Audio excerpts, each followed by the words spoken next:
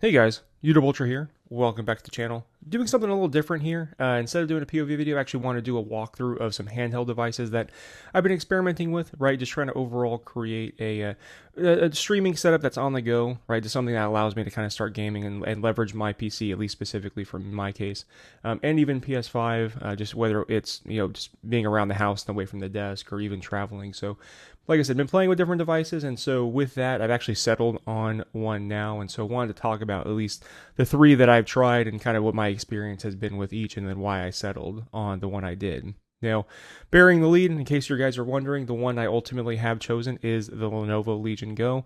So just for context, right, we have the PS Portal, right, the Logitech GCloud here, and then the Lenovo Legion Go here at the top. Now, I'm going to go through each, right? I've enjoyed each of these and for different reasons, but again, I'll definitely touch on kind of why I ultimately settled on the one that I did. Now, first off, starting with what has been my thoughts with the first one I purchased and tried, which is the PlayStation Portal. Now, all of these are in their setup mode, just for context, right? At least except for obviously my Legion Go. So now, on the PS Portal front, I want to go ahead and note one thing off the top that really, I should highlight for this. This is for sure, in my opinion, the most comfortable of the three. Now, I am a little biased, right, in that regard because I prefer the the PlayStation 5 controller, and so that's effectively what this is with the screen in the middle, right? So this is an incredibly comfortable device, in my opinion, right? I really enjoy it. It also leverages, being basically a PS5 controller, right? It leverages the triggers, right? Just all of the PS5 special features that come with the console. Now, with that said, right, I really enjoy it. It's a beautiful device. The screen is big. It works really well.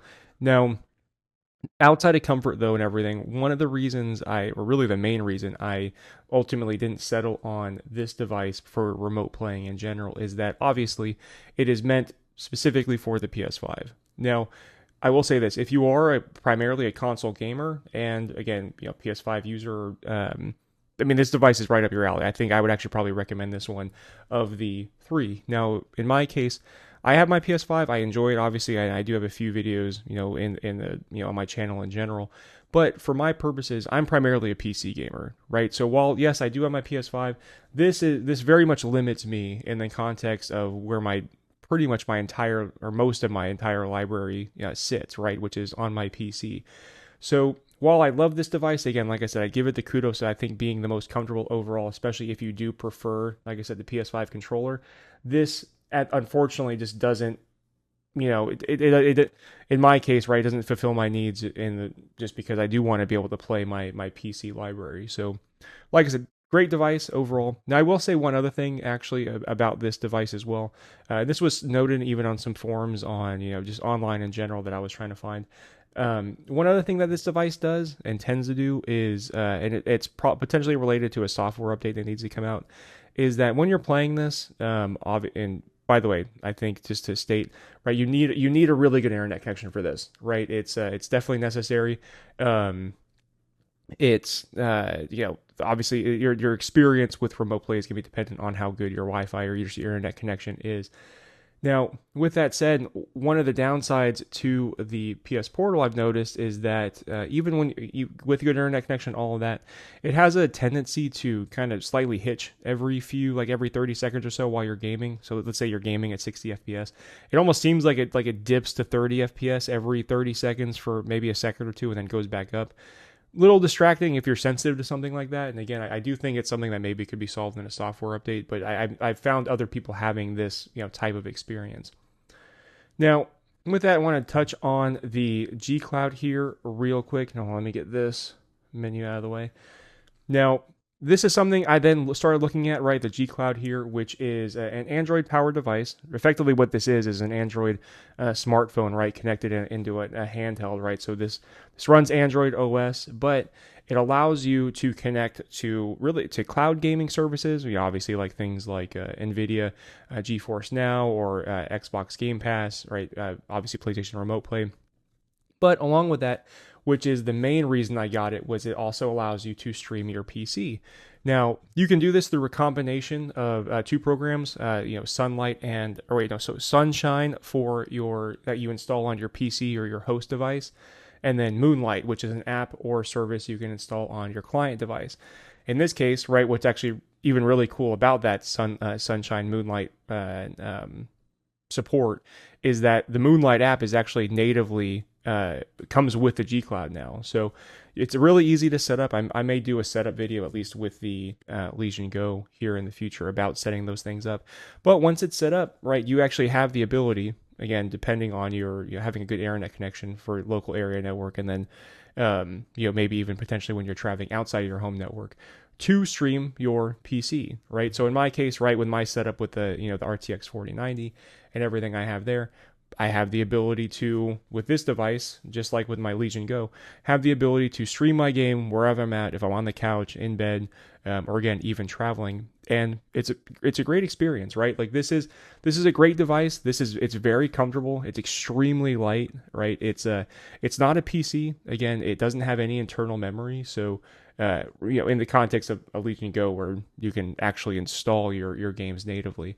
But yeah, like this device has incredible battery life because of that, because you're not playing games natively on the device itself.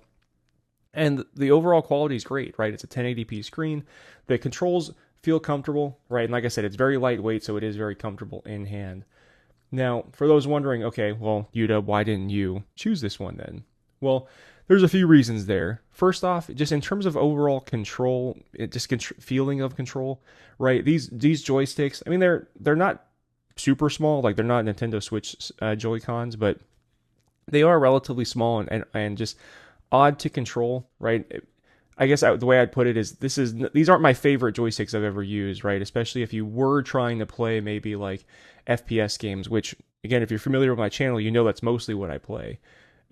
Also along with that is latency issues that, to be clear, I'm sensitive to, right? Doesn't necessarily mean you will be, because I do think, honestly, overall of the three, this might be the device for most people here who are watching this video. This is a fantastic device, but for me, again, I do have a great internet connection. I do have, just 1 gig internet, right, connected to a mesh network, and so, right, I have fantastic network latency, right? Basically, I can get it down to less than 2 milliseconds. Usually it's less than 1.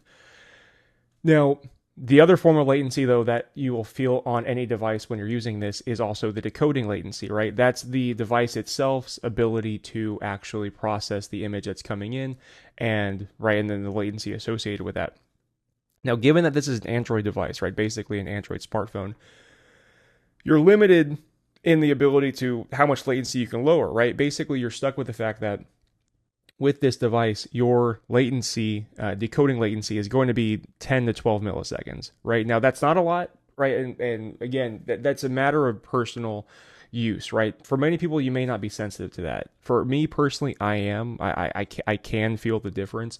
And so, again, it works perfectly fine for single-player games, right? I was playing Ghost of Tsushima, Horizon, all kinds of games on it, but unfortunately, right, when it came to maybe if this was going to be a solution, if I wanted to play any FPS games, like it was kind of between that and the joysticks, I was, you're kind of, it's not really a good option, I would say, or at least not a competitive option. And so that was really one of the main reasons I then decided to, as much as I love this device, and like I said, I think most people watching this video, this is going to fit your needs and you're going to love this thing, I promise. But with that, I think that brings me then to why I decided to try going into, okay, let's try specifically a handheld PC, and in this case, right, the Lenovo Legion Go. Now I'm going to kind of leverage the stand here a little bit, but now showing this device here, obviously much bigger than the other two. I will say the Portal is actually pretty close in terms of overall size, but again, I mean, this has a larger screen, certainly heavier, obviously, than both of them as well, because this actually is a PC, right? This isn't just a remote streaming device. But with that, I decided I want to try this, and ultimately, this is the device that I have personally loved the most of these three, and is going to be my default, just in general. Now, why is that? Well, first and foremost, right, this device, it's so hard to it's so hard to describe how much better this screen is, right? I mean, so obviously this is the largest currently, and at the time of video, of the PC handhelds. This screen is beautiful, right? It's larger screen, right? Higher resolution as well than, in this case, the Portal and the GCloud. And it's once you use this thing, in my opinion, once I held it and I was even checking out things in store, I was like, okay, I definitely want to try playing on this, right? It really is this fantastic screen. Along with that, though, is the actual button inputs, right? Particularly the joysticks here. These feel, to me, just as good as the PS5 joysticks, which, again, I'm a bit of a fanboy. I know that, but again, they feel fantastic, right? I've had no issues whatsoever playing any game using these Joy-Cons. Another perk, right, of this device, and by the way, a lot of these points apply to things like, for example, the Steam Deck or the Asus ROG Ally, or any other handheld device, right? Sorry, just flipping the device in my hand. Is that this is a PC, right? That actually is another perk. I didn't even necessarily really consider how much I would enjoy, even just the functionality of in cases like actually having just what I have a PC in my hand, right? So I can actually use this for a lot more. Not even just gaming, right? I could actually just use this to browse the web or maybe even just install other services, right? By the way, being a PC, I can install games here natively. Now, with that, I will admit that's not what I primarily use this for, right? The whole point of this video is, well, remote play. Now, I use this thing for gaming almost exclusively right now, streaming my PC, and it is flawless. Now, just like with the GCloud, it is using the Sunshine and Moonlight setup, right? Sunshine installed on PC, Moonlight service installed on the Legion Go, and unlike the GCloud, because of the hardware and power that this thing harnesses and has, this overall total latency, network and decoding latency, I can get when I'm on my local area network down to a total of 2 milliseconds. I mean, when I'm gaming on this thing on the couch or anywhere else in the house, I mean, I am virtually playing in front of my monitor, right? I mean, the latency is almost non-existent because of the decoding power that this thing obviously is capable of versus the GCloud. And then, again, having a good connection. But again, that combined with the joysticks, I mean, this actually is a really viable option for if I was playing, Battlefield 2042 or Call of Duty or anything. And I get the plus side is again, I'm not playing this on the device, meaning like it's not installed on the device and I've had to lower settings. No, I'm playing, for example, Cyberpunk 2077, fully maxed out, path tracing everything from my PC, being streamed to this, and with the joysticks and with that that low latency, that 2 millisecond latency. I'm again effective. I'm playing path trace Cyberpunk right on the couch or somewhere else, and it's just a fantastic experience, right? And so overall, that is really why I've ultimately chosen this device, is because of that comfort of the sticks and that extra power for latency purposes.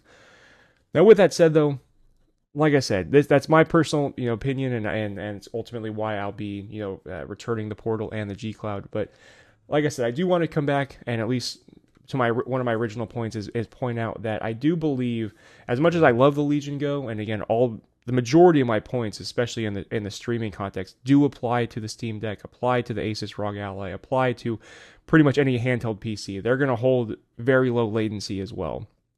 But with that said, I do think, while I personally have chosen the Legion Go, that this is going to be the device, the GCloud here, that most people actually want to leverage, right? It's ultimately cheaper. That 10 millisecond latency will not bother most people, again, especially if you're really just trying to, at the end of the day, right, if you set this up for those streaming services on your desktop PC, you're still playing, right, fully maxed out Ghost of Tsushima or Horizon or whatever it is that your desktop can handle, and it's a fantastic experience. So like I said, I know I can admit that most people will probably want this, the GCloud. I will say this, if I had a pipe dream, if Sony would do it, if there could be a Portal of this style with the PS5 controls that's open source or just has the ability to stream a PC, that would be what I love. Again, I would love so much if we could get something like that. I highly doubt that's going to happen, and so maybe we'll see. I'll leave it out there in the hopes that it does happen. But overall, again, this is why I have chosen the Legion Go. The joysticks are great, latency is great, the screen is gorgeous, and yeah, it's just been a fun experience overall. Now with that, let me know. I'm going to go and end the video here, but let me know in the comments if you guys have any questions at all about these devices or are curious about anything with the setup. I will be, just for context, because I plan on doing some, in the spirit of my channel, POV videos of gaming on the Legion Go.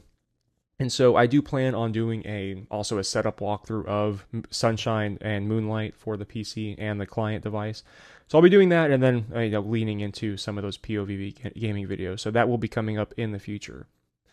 But yeah, with that, I do appreciate you guys for watching. Again, don't forget that like button and subscribe if you enjoy this channel. And please go check out my gaming videos too. If you are new, right, I do mostly POV gaming videos on my UltraWide, but I'll be expanding, again, here in the future on the devices I use. And yeah, I appreciate y'all for your support. Please don't forget that like button and subscribe, and I'll talk to you later.